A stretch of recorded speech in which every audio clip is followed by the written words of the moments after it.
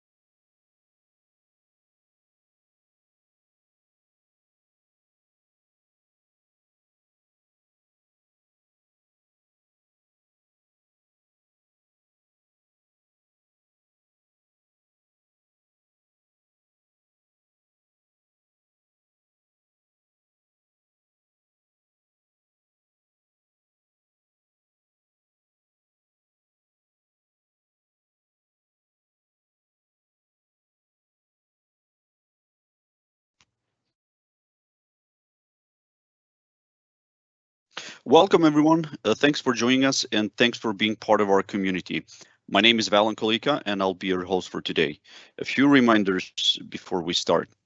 If you have issues viewing the stream at any time during this presentation and you're using the web browser version of Teams, please refresh your browser. If you're using the desktop app of Teams, please exit and rejoin. Please note that this webinar is being recorded and will be shared publicly. We will post the recordings on our community at aka.ms/security-webinars. And all the links that I'll be referencing here have been already posted or announced in the live event Q&A section. Closed captions in several languages are available during the live broadcast, and you can enable them by clicking on the CC button located at the lower right corner of your screen. Please feel free to ask questions at any time by typing them in the live event Q&A window by clicking on the Ask Question button. Be aware that any questions you will post will be publicly visible. But if you prefer, you can post your question anonymously by checking the box right below where you enter it. Now, we often receive many questions on these webinars, and we will do our best to respond to all of them in real time. In the event if the answer was not provided, or if you may have additional questions post this event, please don't hesitate to reach to us by raising your question on Azure Sentinel forum at aka.ms/Azure Sentinel community. If you're listening to this after the fact as a recording, that's also a great place to ask a question. We love to hear your feedback on how we can improve these webinars, and you can do so at aka.ms/security-webinar feedback. And by the way, as I mentioned, all the links have been posted already for your quick reference. I would like to invite you also to join our public community by visiting aka.ms/security community. That's the best way to ensure you don't miss any future webinars or major announcements. On our community, you can speak directly to our engineering teams that create our security products. You'll be able to influence our product designs and get early access to changes by doing things like participating in private previews, which you can sign up for at aka.ms/security-prp. You can request features, give feedback, review our product roadmaps, register for events, or join webinars like this. We believe that the best way to improve our products is by removing any barriers between you and the people that create them. So we hope you'll join us. In today's session, Javier Soriano, Christopher Romeo Munoz, and Sridhar Andi will guide us on how to use Azure Data Explorer as your retention platform for Azure Sentinel logs. All three are program managers with our Azure Sentinel team, and without further ado, I will turn it over to them. Gentlemen, the floor is yours. Thank you, Valan. Thanks again for the great introduction there. Again, everybody, happy Wednesday. Welcome to the Azure Sentinel using Azure Data Explorer as your long-term retention platform. This is a topic that we're very excited to talk about and present you the different options that we have when it comes to how to retain data in Azure Sentinel and how to find that right balance between realizing cost savings and also having the right usability across Azure. For today, we hope that we provide a lot of guidance and understanding when it comes to why is long-term retention important, what are the different options that we have when it comes to storing data long-term across Azure, and also the different features, for example, log analytics data export, and also the Azure Data Explorer proxy features that allow us to bring in data into Azure Sentinel and then store them in other services. Lastly, we are going to talk about the different architectural options that we have for long-term retention and what are the cost calculations that actually allow us to realize cost savings across Azure Sentinel. All right, so first off, why do we need long-term storage retention? As we all know, as enterprises are pursuing digital transformation, they are migrating or not operating side by side with a on-premise security information and event management system, and also a cloud-based system like Azure Sentinel. Now, to meet the different security challenges that we have across the process, a lot of customers and a lot of CISOs and different organizations, they're revamping the way that their security and incident and event log retention policies are actually being processed across the way. Okay, so right now for Azure Log Analytics, we allow up to 2 years of retention. However, this might not be enough in order to meet audit and compliance requirements. So a question that we often get that often arises is, what is the value of retaining multiple years of event logs? Is multiple years of log retainment purely a compliance tick box, or do we have other security use cases? And the answer is that it is both. Some industries, depending on the advice that you're getting from legal counsel, you need to restore data for up to 12 years, up to 7 years. And also security operation centers, they need to have access to those different event logs for at least 3 months, if not more. Now, we do want to mention that right now for Azure Sentinel, the retention of the logs of the critical security data that is being ingested is being charged at 0.1 per gig a month. And to be frank, that can honestly be a big portion of your Azure Sentinel cost. So here we have a quick example here up in the screen, and that is that if you have 1 terabyte of data ingestion with 1 year retention, mind you, keep in mind that these are the prices for ECUS2, your ingestion will be $79,000 per month, and your retention will be approximately $33,000 per month. All right, so how do we actually find that right balance where we can still have access to our data, right, or that historical data, if we still have to, investigate a certain incident, and how do we actually find the right balance to also meet regulatory compliance standards? So we definitely want to say that we do have many different options across Azure that allow us to integrate Azure Sentinel with these different services to find that right balance when it comes to cost savings and also usability. So here I have a quick snapshot of the different options that we have for long-term retention. The first one being Azure Sentinel Log Analytics. As you all know, Azure Sentinel is a cloud lead gen when it comes to SIEM, is a SIEM that provides both SOAR capabilities and also advanced SOC features. It allows a SOC to get out of the box rich context when it comes to the different security logs that are being ingested. We also have UEBA that can greatly reduce the alert fatigue across an environment. We have threat hunting that can empower a SOC to proactively look for sign of intrusion. And we also have visual investigation that can greatly reduce the time it takes to investigate a threat and also respond to a threat. Now, we do want to mention that for the Azure Sentinel option, this is charged based on the ingestion, right? The volume of data that is being ingested into Azure Sentinel, and we are also charging retention. At the moment, the max retention for Azure Sentinel is 2 years, and I do want to say that the first 90 days is free. After the 90 days, that's where you get charged for the retention of the data that is being ingested into Azure Sentinel. On the right-hand side here, we have the next option, and that is Azure Data Explorer. Azure Data Explorer is a great option. It's a data platform for log and telemetry data. Now, I do want to say that there's no out-of-the-box SIM or SOAR features that come with Azure Data Explorer, but I do want to make sure that you keep in mind that all of that can be built on top of it, right? So the great thing about Azure Data Explorer is that you can send data to Azure Data Explorer and you will still be able to query that data, meaning that that data is still accessible to your security operations team.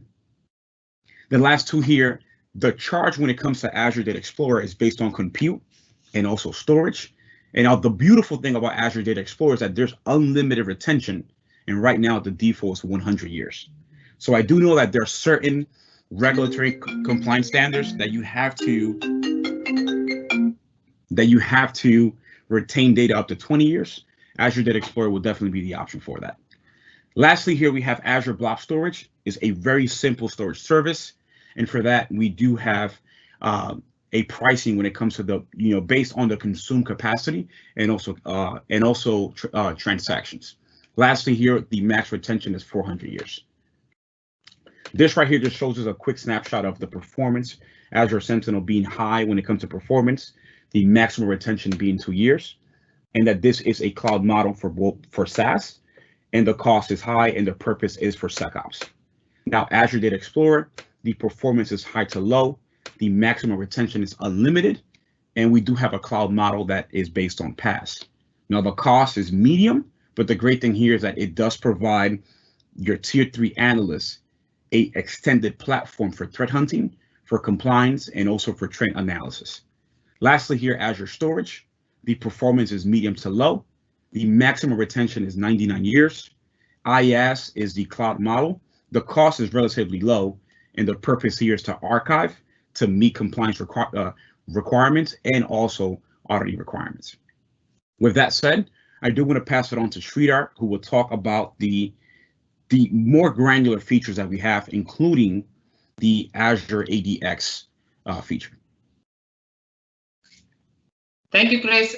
Thank you so much for a great introduction. Once again, thank you all for joining us today. In next 15 minutes, I will explain you the log analytics data export feature, which is a native feature, and also the ADX proxy and a custom solution to move your log analytics data to the storage account. And if time permits, I am also planning to give demo on the Logic app. So with that said, I will start my session with log analytics data export feature. Hi, Sridhar. Sorry to interrupt. Could you please minimize the small window of Teams there so it's not blocking your? There you go. Thank you so much. Sorry. Thank you so much. So log analytics data export is a native feature, and log analytics is part of Azure Monitor. And now, as per this diagram, once the data export rules are configured in your workspace, any data arriving at log analytics ingestion endpoint will continuously export the data from selected log analytics table to an Azure storage account or an event hub. Here, one important point here is all data from included tables is exported without a filter. This means you cannot filter out the data. For example, you cannot filter where my event ID equal to 4625 or 4624. I need only that data needs to be forwarded either to a storage account or event hub. That facility is not available.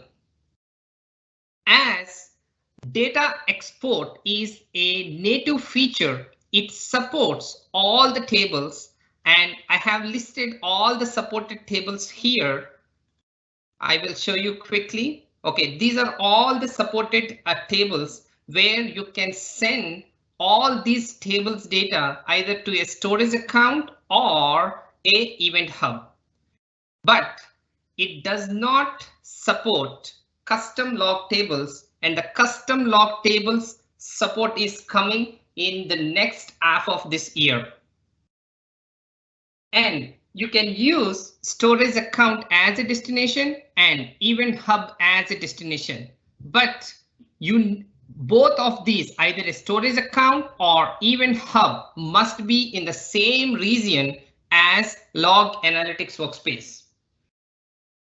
As of now, only one event hub and one storage account rule is allowed. And the data export feature comes with some cost associated with it. It charges 0.1 penny per GB, and this cost is based on US2 region. So now we will talk about the different storage options as destination. The first one is, as mentioned earlier in the screen in my previous slide, we can use storage account as a destination or event hub as a destination. If you chose storage account as a destination, the data from your selected log analytics table will be sent to storage account every hour, and it automatically creates a blob container for each table in the storage account with the name AM-table name. AM stands for Azure Monitor. As I mentioned, log analytics is part of the Azure Monitor. And next thing, if you choose event hubs as a destination, here, unlike Azure storage account, event hub is not a database. It's a real-time event stream engine, data sent to event hub in near real time as it reaches to Azure Monitor. Similarly, like a storage account, it will automatically create an event hub topic inside a event hub namespace for each table that you export. And this also has a prefix AM-table name, that is Azure Monitor-table name. As event hub is a PaaS service, there is some limitations comes with event hub. We have a limitation of 20 throughput events, and each throughput unit can send 1 MB of data per second. So when you are designing an event hub, the recommended approach is use the auto inflate feature of event hub to automatically scale up and increase the number of throughput units up to 20 to meet your usage needs. And this is Azure Data Explorer proxy. The Azure Data Explorer supports cross-service queries between Azure Data Explorer, if you have application insights, and log analytics. It will query the ADX data from within your log analytics or Sentinel workspace screen itself. You can use the ADX data in workbooks, and you can use PowerShell or REST API to query the ADX data. So this is the syntax of the ADX. You need to use the ADX keyword, and this is a standard syntax. This is your ADX cluster name and the region and the database name and the table name. I will quickly show you how to run a query, how to query the data from ADX. For example, if you go here, this is my log analytics workspace and this is my cluster. I'm just running my cluster data. I am trying to get the data from the storm events, and this is my Sentinel log analytics workspace. From my Sentinel log analytics workspace, I am querying the data from Azure Data Explorer cluster. So this is how you see the data that is coming from ADX. So going back to my presentation again. And using this Azure Data Explorer proxy, you can correlate and aggregate the data spread across your ADX cluster and log analytics. And Azure Sentinel hunting support for ADX is coming very soon. And our next topic is different architectural options. In this architectural option, the first option is export data to blob storage using Logic App. This is a custom solution. Logic App is a custom solution, and one of my colleague, Matt Lowy, created Logic App and published in Azure Sentinel GitHub repo. You are free to download Logic App and you can update the logic based on your requirements. You can run this Logic App on a schedule, either hourly or daily. The advantage of Logic App is you can apply filters. That means you can decide what data you can send from log analytics to the storage account. This means you can nearly avoid data duplication because, as Chris mentioned, by default, if you install a Sentinel on a log analytics workspace, you will get 90 days free retention days. So you can write a query in the Logic App saying that the data which is greater than 89 days, you can send that data to a storage account. So officially the approach is documented here. And we have a solution. I already deployed the solution. I will explain you. But before going to demo, I will give you when to use this Logic App. My recommendation is when you have small to medium deployments, then use this Logic App approach. And also when cost is a biggest concern. For example, I want all my data for my regulatory requirements and I don't want to run any investigations on my long-term data, then you can choose this approach.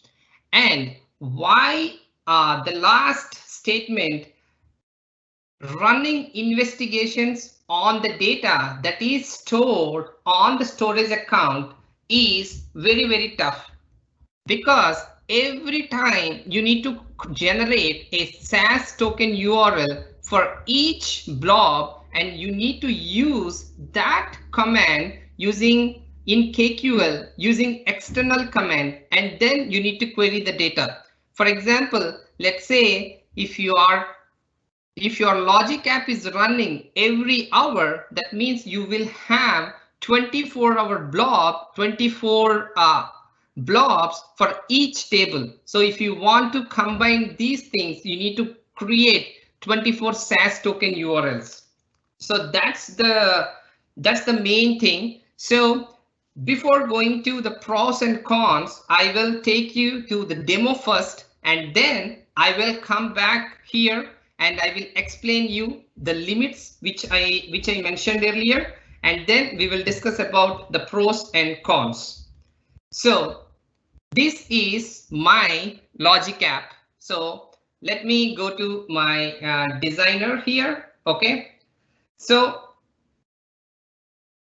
straightforward, I downloaded this logic app from my GitHub repo. The only thing I did is I updated the start time and end date. Okay, as of now, my recurrence is 1 day, and you can set it every hour. For example, we have every month, every week, every day, every hour. So it depends upon your requirements. You can change the logic app as per your requirements. And this is my start time. Okay, I just mentioned the last 29 days. Okay, and this is my end date. Okay, 29 minus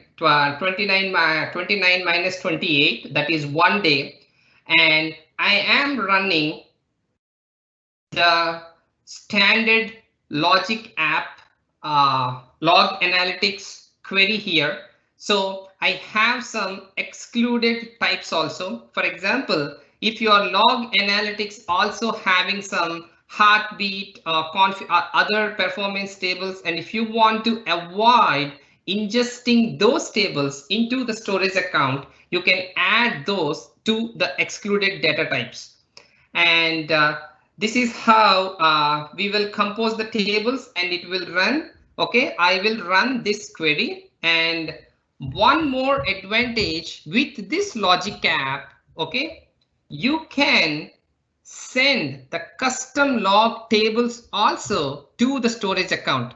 That is another advantage with the logic app feature. So my logic app is running, and I will go to my storage account. Let me go to my storage account.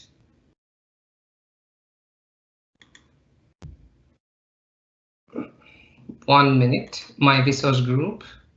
Okay, this is my storage account. If you go to my containers, okay, under my container, okay, it created a folders for each table. These are all my tables that are coming from the log analytics workspace.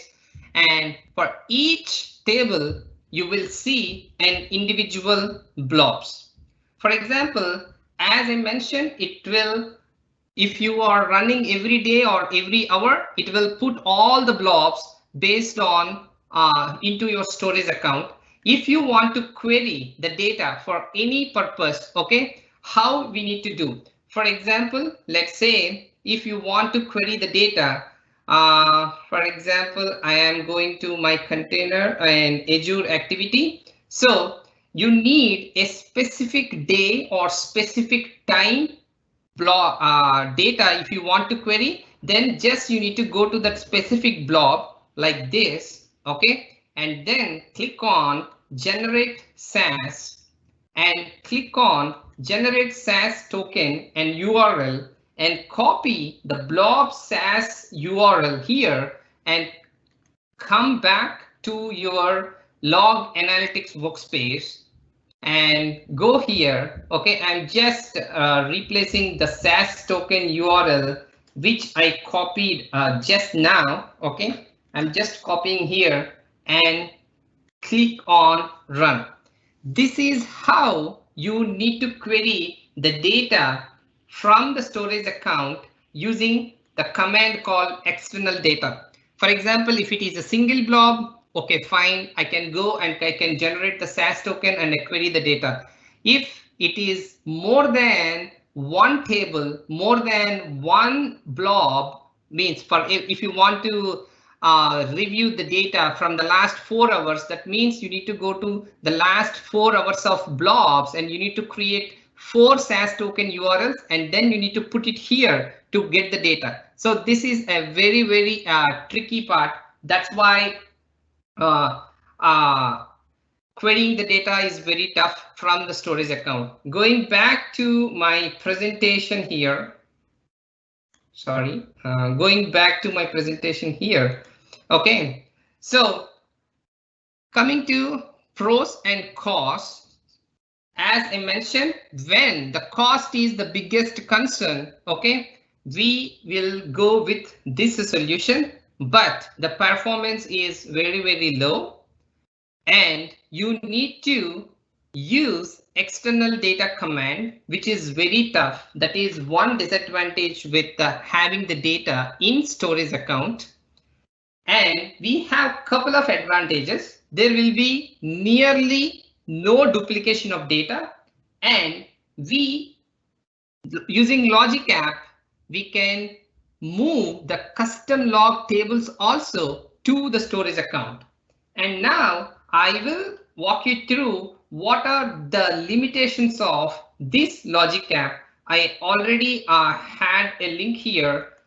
Just go to the limits here. Okay, these are all the limits. Okay, and Logic App queries cannot return more than 500k rows, and log queries cannot return 64 million bytes, and it cannot run longer than 10 minutes by default, and it has a limitation 100 calls per minute. Based on all these limits, okay, we suggest the Logic App implementation is applicable only to small and medium deployments. That's all from my side. Thanks again for joining us, and I will pass it through to Javier. Perfect. Thank you, Sridhar. Let me share my screen. Perfect. Okay, so thank you, Sridhar. Sridhar, maybe can you go on mute? Maybe Sridhar, I think I hear some echo. Okay, now it's good. Perfect. So the second option in terms of architectural options to use long-term data storage platforms for Azure Sentinel is using the data export feature that Sridhar explained to send the data to blob storage, to a storage account. Okay, so as we explained, it's a native feature that is now available in Azure Log Analytics. So basically, as the data comes into Log Analytics, is splitted. It goes to both the workspace and also to a secondary destination, in this case, a storage account, an Azure Blob storage account. So the data is exported hourly, also Sridhar touched on that, and the data that expires in Azure Sentinel, because of the default retention that we set in there, it will be available still in our Azure Blob storage account. It's officially documented in this link that I think Valon already put in the chat, so you have that available. When do we recommend this option? Deployments of any size. So thanks to the Log Analytics data export feature, it can absorb very high throughput. So it doesn't matter if you have a high number of EPS, you will still be able to use this feature to send the data to a storage account. Also, when the cost is the main concern, because we're sending the data to a storage account, it is a very cheap service, so you don't have to have concerns about the cost in that case. When do we want to use it in terms of the use cases? When we need that data to be available for compliance and audit purposes. If we need to really run investigations on that long-term data, we don't recommend this approach because of the reasons that Sridhar explained, because you have to use the external data command to query the data that is sitting in blob storage, and that can become very cumbersome when you need to do it frequently, right? Here's just a table of the different talking points about this solution. The cost is very low compared to just storing the data in Sentinel. Still, you have to assume the data export cost. That has a little cost, but still, even if you have that data export cost and the Azure storage account cost, this will still be very, very cheap compared to keeping your logs in Azure Sentinel. The performance is low. Again, we're using Azure Storage as the platform, as the backend platform. So that is a slow service in terms of performance. Can you reuse the KQL queries that you have existing in Sentinel? No, because you need to use the external data operand, which, as we said, can be cumbersome in some cases. There's data duplications, yes, because in this case, as we said, the data is duplicated, is sent to the storage account as it is ingested into Sentinel. So for the first X number of months that you keep the data in Sentinel, it will be also available in the second storage platform, in Azure Storage Account. So you have some duplication of data for a number of months. And custom tables are not supported. So I think Sridhar also mentioned this. The data export service doesn't support currently custom tables. So if you do have custom log tables in your Azure Sentinel workspace, what you can do is combine this solution with the one that Sridhar explained, the one with logic apps. Next solution is exporting the data to Azure Data Explorer using our Log Analytics Data Export service. Okay, so you see here on the right the architecture. The idea is that the data is ingested into Azure Sentinel, and you keep the data there for an X number of months, and then you use our data export feature to send to an event hub. Okay, that data is sent to Event Hub, and then ADX, Azure Data Explorer, is the one that grabs the data from the Event Hub and then ingests that data into Azure Data Explorer and makes it available for the SOC users to query the data. We have this line as dotted line because, as Sridhar has shown, we can query the data that is sitting in ADX from within Sentinel. So in reality, the SOC user doesn't have to access a secondary portal to query that data. It can access that data from within the Sentinel portal, the Azure portal. Okay. Also, it's important to mention that the table schema is preserved. So the same schema that you have in your tables in Azure Sentinel can be used in Azure Data Explorer. So you keep the same exact number of fields and structure and schema, so you can query the data the same way you do in Sentinel. When we use this approach, deployments of any size, really, we can absorb as much traffic as we want using the data export feature and even having combination. Also, when long-term data is used during investigation sporadically. So we have seen some customer cases where they need to run investigations on long-term data every week or every couple of weeks. So that is a frequent access to long-term data. So this is a perfect use case for that scenario. And also when we need to have medium to good performance when querying that long-term data. We don't want to be sitting there for hours with, for example, with a storage account. You would have to wait for some time to retrieve the data successfully. With Azure Data Explorer, you have more control on how is the performance of that cluster. If you have the summary, the cost is medium. Still, again, it's going to be cheaper sending those long-term retention logs to Azure Data Explorer instead of keeping them in Sentinel. But you have to take into account two cost components here. You have the cost of data export that you do here, and also the cost component of Event Hub. So Event Hub also has a small cost that you have to take into account. Performance here we put medium to high. Why medium to high, or even we can choose to have it low to high, because you can control the size of the ADX cluster that you have provisioned. So an Azure Data Explorer cluster is just a collection of nodes that run a specific analytics engine on top of them, right? So you can choose to have a cluster with one node or a cluster with 10 nodes. It depends really on your workload. You can also have the option to auto scale the cluster. That's also something that ADX supports. So that's why we put there medium to high. If you want to run your investigations in long-term storage rapidly, you can increase the size of your cluster to have high performance during a specific period of time. And then when that investigation is over, you can resize the cluster, shrink the size of the cluster, make it smaller to save some cost. Or even we can shut down the cluster. That is also an option that ADX supports. You can shut down the cluster, and that way we will not consume any money. Can you reuse the same KQL queries that you use in Sentinel? Yes. So the same exact queries that you have in your hunting, in your exploration queries in Azure Sentinel, you can use them exactly the same in Azure Data Explorer to query data that is sitting in Azure Data Explorer. There is data duplications, yes. So during the X number of months that you have the data in Sentinel, the data will be also available in Azure Data Explorer. Obviously, in Sentinel, you have more value on that data. You have, as Chris explained at the beginning, you have UEBA, you have incident management, you have visual investigation. So you have many SIEM, SOAR features that are not available in ADX, but still some data will be duplicated in both places.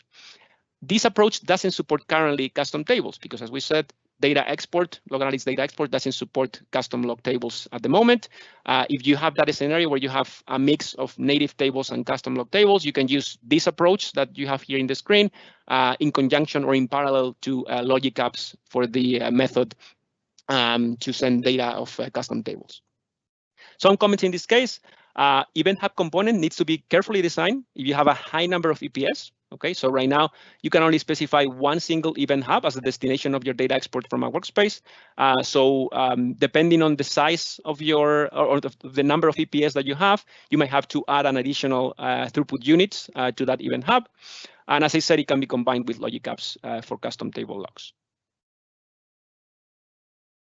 Okay, so here I have a slide with the step-by-step process on how to set up this previous architecture that I explained in the previous slide. So first of all, you have to create the data export, right? So in Log Analytics, you have to configure the data export feature. You can do it via CLI or REST API. Currently, it will be in the supported in the portal in the future. So you have to configure that for the data to be exported to Event Hub. Then you have to create your ADX cluster and database. Then you have to create the target tables that will reside, that will live in ADX. For that, normally you have to create 2 tables. By the way, this process is fully documented, and we have it documented in our blog. So you can take a look at it in there. But basically, you have to create 2 tables for each original table, one that will contain the raw records. Okay, this would be stored in JSON format, and then a final table that will have the same exact structure and schema as the original one in Log Analytics. This one, by the way, just in case you are concerned, this one will not consume any storage. So this one that captures the raw records coming from Event Hub will be automatically deleted. So there's no cost associated with that one. Then you have to do the table mapping. So it shows you, or it defines how the JSON input is mapped to the table fields in the target table. You have to create one thing called the update policy. Basically, this is a function that is executed on the data as it is ingested. Okay, this allows you to transform the data from the JSON format into the target table schema. You have to set up the data connection from Event Hub into the ADX table. And then you have to modify the retention table because the default is 100 years, and normally you don't want to keep the data for 100 years in ADX either, right? This sounds complex, but it's not so difficult. And by the way, we have a script that Sridhar has done that basically automates the process a little bit. This whole process that can be not complex, as I said, but can be cumbersome in some cases. We have a script that automates these steps, so you can execute them and be done with it pretty easily. Let me show you a little bit demo about this. So I'm gonna jump into my portal. So here I am in my Sentinel portal where I have this specific workspace, admin SOC it's called. Let me make the screen a little bit bigger. There we go. So it's called admin SOC. And I want to show you what are the data export rules that I configured in this case for this specific workspace. This is it. This is the command. AC monitor, log analytics workspace data export list. I will give me the different configurations that I have. I have created 2 data export rules. This is one of them. I will explain this later, but I wanted to focus on this one, right? This is the second one that I have created. Here I specify what tables do I want to export. In this case, I want to export the heartbeat table and security event tables, these 2. And I'm specifying here what is the destination. In this case, it's Event Hub. And this is the specific resource ID of my Event Hub destination, okay? So if I go back to my portal, I go to my home, and I go to that specific Event Hub, which is this one, I will see that there's 2 Event Hubs created within this namespace. As you can see, there's 2 with the name conventions that Sridhar explained, AM dash the table name, AM Heartbeat, AM Security Event. If I go into one of them, I will see that there's traffic going in and out of this specific Event Hub. And then I wanted to show you how everything is set up in the ADX side of things. If I go back to my home, I go to my ADX cluster, which is this one. This is how an ADX cluster looks like in the Azure portal. As you can see right here, you have some statistics and stuff like that. And here we also have databases. So databases are like workspaces in the ADX terminology. So if I go to databases, I see that I have just one, Javier DB. And here I have data ingestion under settings. In this data ingestion, I have 2 specific data connections right now, each of them pointing to each one of my event hubs that you just saw. So for example, in this case, the security event one, if I click details, this is how it's configured. It's telling me that I'm grabbing data from the security, it's called just security event. I'm grabbing the data from this specific event hub, and this specific event hub instance, the AM-security event. This is the consumer group, basically who is consuming this data. It's $default. And then I have to specify what is the target table name within Azure Data Explorer that will capture this data. Okay, in this case is security event raw. I have to specify the format in which the data is coming in, and then the mapping. So how is that data going to be transformed and mapped into fields in my target tables? Okay. If I go now into the query screen from within here from the portal, I will be able to show you the different tables that I have created in my IDX cluster. And we can query the data and see that it's already there. Okay, so you see here the different tables. As we saw, as I explained before, we have for each table one that is raw and one that has the actual schema that I have in Log Analytics. So for example, we have security event.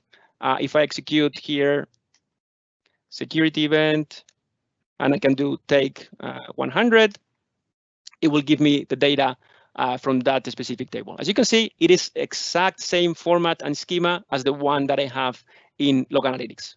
Okay.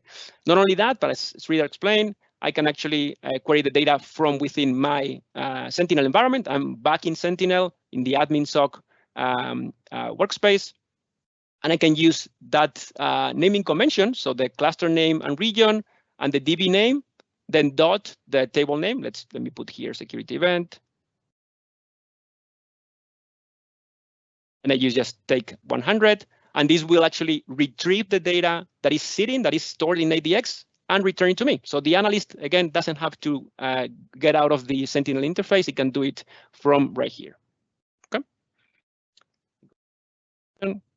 And continue with the next option. Okay, this is the next architectural option. And what we do in this case is sending parallel data to both Azure Sentinel and Azure Data Explorer. So in this case, why would someone choose this option, right? So in case there's data that doesn't have any security value, basically, right? So you want to make sure that data that doesn't have any security value is not paying for the Sentinel price, right? So we send from the data source all the data that is maybe not security related to ADX, and then the data that we need Sentinel to work with, basically data used for detections, for investigations, for UEBA, for threat hunting, etc. That's going to go directly into Azure Sentinel. Okay, so again, we are in that way harnessing all the power of Azure Sentinel from a security perspective, and the data that doesn't have that security value, we don't want to pay for the Azure Sentinel price, so we just send it directly into Azure Data Explorer, and the SOC analyst, if it needs to correlate that data with security data or anything like that, they can still access that as we showed you some minutes ago. Okay, there's a reference architecture for this in this link that you can access, probably in the chat. Balon has put that already in there. When do we recommend this? Deployments of any size, obviously, when the long-term data is used during investigation, when there's telemetry that has no security value, and when you need to have that decent performance when querying that long-term data. Okay. Some of the different options that we see here, the cost is medium.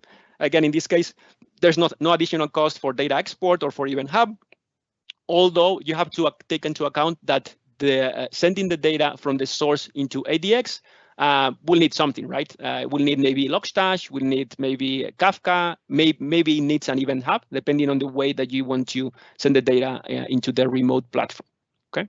Performance, as we said, medium to high, or even low to high if we want to make it too extreme, because as we said, ADX, we can size it as we want. We can make it a small cluster if we want it to be, if we don't require big performance or high performance. If we want it to be performant, we can increase the size of that cluster and make it more performant. We can reuse KQL queries in this method, not a problem. Data duplication, yes, because you're sending the data in parallel into both places. We support custom tables with this approach. The same data that is being sent from the source into Sentinel can be sent also into ADX. And as I said, also, you need to design data ingestion into ADX. So how you're going to do it? You're going to do it with Logstash, Event Hub, Kafka, other methods. The API directly. So those are the options. Then there's another option. This option is very specific. Basically, what you can do is use data export, the Log Analytics data export, to send the data to storage and benefit from the very low cost that you have in data in Azure storage. But instead of querying the data with that kind of ugly method of using the external data operator, you can use one specific table type in ADX called external tables. Okay, so you define an external table in ADX that is actually pointing to data that is sitting in blob storage. Okay, you can have other tables if you want in there. That's also an option. But if you just want to use it as a way to make it easier for you to query that data sitting in storage in blob storage, you can just use those external tables, and I will show you in the demo, by the way. So this one supports tables deployments of any size because, again, we're relying on the continuous export feature. And when it's using the data is being used in investigations sporadically, but again, we don't require good performance, and performance is a secondary concern. Okay, here we have the summary. Again, the cost is low in this case because we're storing the data in blob storage. The performance is low because, again, blob storage doesn't have that big performance, or even doesn't have the ability to tune the performance as we want it. Reuse KQL queries, more or less, I here put minimal changes. Why? Because when we are querying an external table from within ADX, we cannot use the exact table name, the same table name. You have to use, you will see it in the demo, one keyword that is called external data. Okay, you will see it in the demo. Data duplication, yes, because again, we're using data export and the data will be in both the workspace and blob storage. Doesn't support custom tables currently because we're using data export. And one important thing to mention here is that the ADX cluster can be very small or even shut down when we don't need it, or just one node, right? Because again, in this case, the performance the performance bottleneck is going to be blob storage. It's not going to be the size of the ADX cluster. It's going to be blob storage. So why have a big cluster? You don't need it. You can just have one single node to use in your queries, and when you don't need it, when you're not querying long-term data, just shut it down and save some money. So let me show you a demo of this. So if I go back to my demo screen, I think I showed you here. Yeah, here is the other data export rule that I was showing you, right? This one at the beginning. This one is exporting the perf table from my admin SOC workspace, the admin SOC workspace that I have here. And as you can see, the destination is a storage account. And this is the specific storage account resource ID. As you can see, the name of the storage account is export to ADX. Okay, so here is the storage account, export to ADX. If I go to containers, this is basically the folder, the container that has created the data export feature. And then the format or the file path structure that creates that is created by the data export feature is like this. It's pretty long, right? First of all, the workspace ID, then subscription ID, resource group, providers, operational insights, workspaces, admin SOC. Well, you know, very difficult, right? If I have to go and come here, then it's broken down by a folder per hour during the day, then by the minute, and then I have my file, right? So I would have to come in here, click on this file, generate a SAS token, copy that SAS token, put it in the lock screen Explorer in Azure Sentinel. So very, very cumbersome, right? So what you can do is, again, create an external table in ADX that will allow me to query this data much more easily. Let me go back here. So again, I have created that external table. It's right here. And this external table is pointing to that specific folder, to that specific container in my storage account. And this is the change that I told you have to do in your queries. You cannot just put perf as you would do in Sentinel. You have to put external table, perf, which is the name of the table itself, and then the map. The perf map in this case is the name of the mapping. So how you're going to map the information sitting in that blob storage to accommodate or to mimic the schema that you have in the source table in Log Analytics. So if I execute this query, again, this will take a little bit longer because it's going into ADX and retrieving that data. But as you can see, it's retrieving the data directly from my storage account and still being able to reproduce the same exact schema and format that I have originally in Log Analytics. So very, very powerful method to query the data. What is the drawback about this method?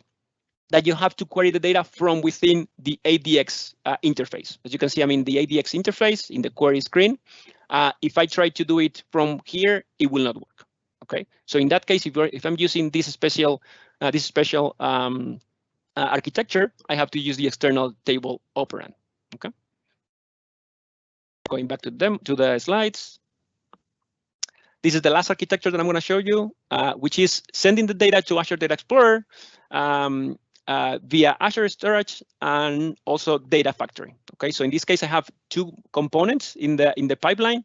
Basically, the data is exported to Azure Storage using Log Analytics Data Export, and then in order to copy the data just that is about to expire, not all the data, and so I don't have duplication of data, I can use Azure Data Factory with a daily copy job to be able to grab that data from Azure Storage and put it into Azure Data Explorer.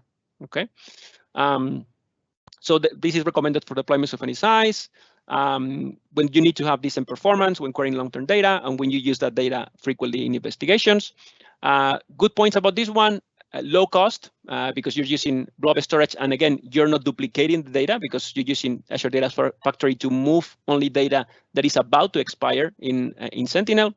You can play with the performance, as we said. You can resize the ADX cluster to make it as big as you want. Doesn't support custom tables because we're relying on data export, and the only issue is that it has increased complexity, right? You have to maintain multiple components in the pipeline. Okay, the last section that we have in the agenda is how to do cost calculations, how to realize the cost that you're going to obtain by using one of these methods. So here I have a slide that summarizes what you need to take into account. Okay, so first of all, what data do you need to calculate the difference? First of all, the ingested gigabytes per day. This is very basic. We all know that this is going to be used when we calculate the Sentinel price, so we need that data. Also, if we are going to put into our solution the Event Hub component, we also need EPS number, okay? Because Event Hub is charged on both numbers, a combination of both numbers, the throughput and the EPS. And obviously, we need also, as an initial data needed, the total retention that we expect. To calculate Sentinel is very easy. You just go to the official pricing calculator, you put your number, and it will give you the output, not changing the number of months. ADX, you can use the Data Explorer calculator. Okay, so I'll show you in a second. We have time. You'll need to make some assumptions in the calculator. First of all, the number of hot data days. This means the number of days that the data is kept in SSD drives, which obviously give you the fastest access. We also have called them hot cache. Also, you need to specify the compression ratio. So ADX has built-in compression. The average of compression across customers is 7x, 7 times compression, but it can vary between 3x and 20x. And also take into account that you look at the reserve instance pricing. Okay, so being compute, ADX is built on compute, you can benefit from very big discounts when you use reserve instance pricings, either 1 year or 3 year reservations. To calculate blob storage, just use the official calculator. In general, transaction costs are going to be negligible, shouldn't be very big. And then there's some additional considerations in the solution, right? Besides just the cost of the platform where you're storing the logs, you also have to take into account if you're using Log Analytics Data Export, you have to calculate the cost per exported gigabytes. And then you're using Event Hub, you have to calculate the megabytes per second. So this is just an easy conversion between gigabytes per day. You can calculate your megabytes per second. That will give you the number of throughput units that you have in Event Hub. And if you have the number of EPS, you have to also put that into the calculator. There's a link here to the calculator. And then also you might need to consider using a dedicated Event Hub if you have a high traffic volume, like around 20, 30K EPS or more, you might have to consider moving into a dedicated Event Hub. Okay. Let me show you just 1 second before we close the Data Explorer calculator.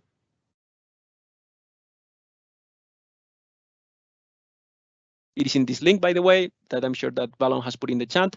And here you have some numbers, right? So imagine that I say I have a 1 terabyte per day ingestion. I want to keep the data in hot cache for 7 days. I want to keep the data for 1 year. And the data compression is 7 by default. Let's leave it at that. The region. And then here you see the price. You would pay here in this case $2,600 per month.